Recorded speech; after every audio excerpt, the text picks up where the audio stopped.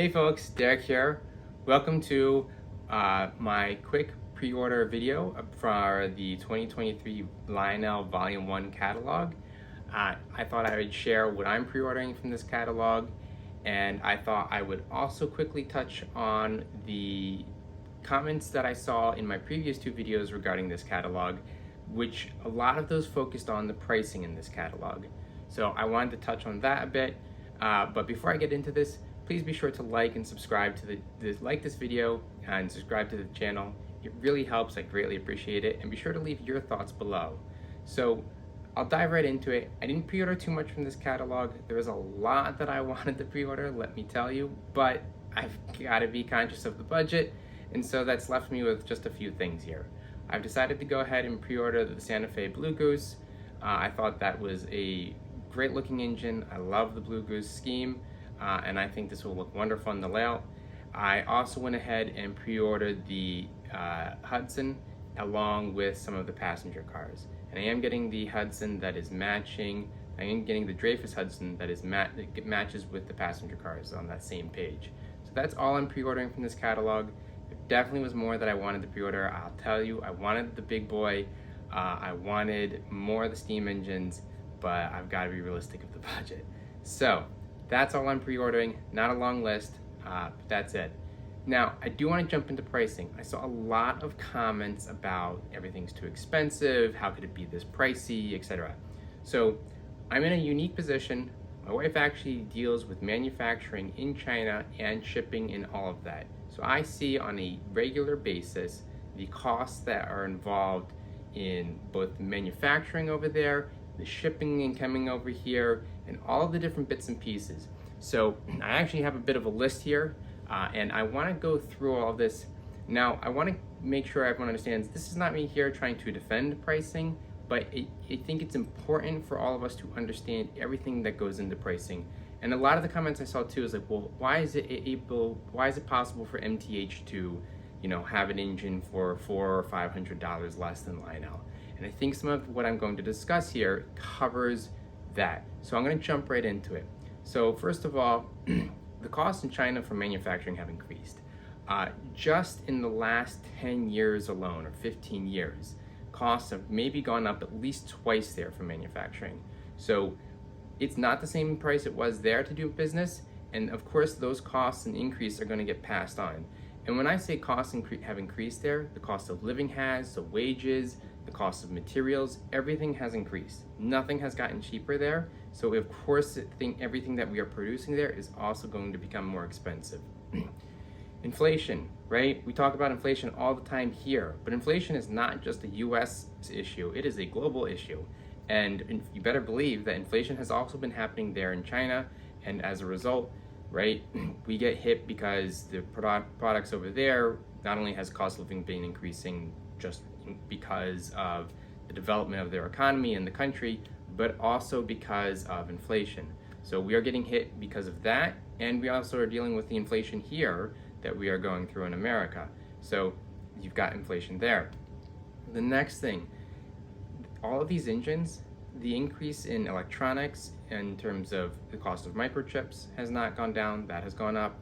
We are putting more electronics into these engines than ever before, especially the steam engines, right?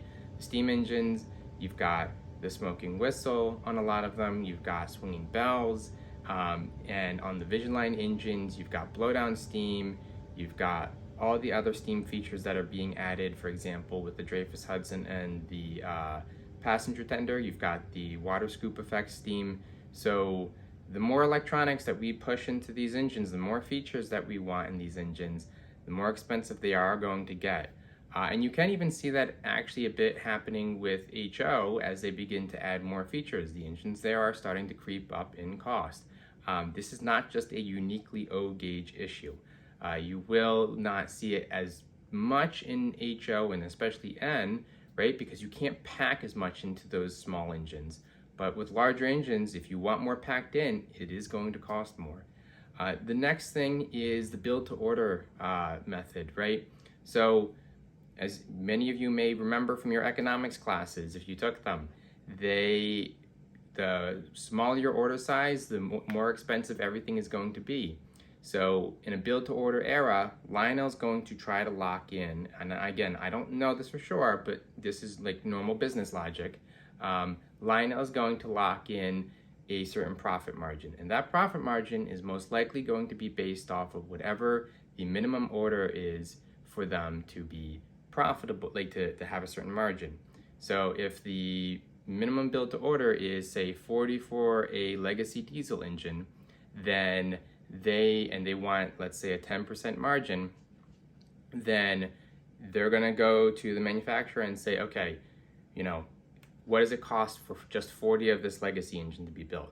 Now, if they get more than 40 for that order, great, right? They may be able to put in for a slightly, get better, slightly better margins later on.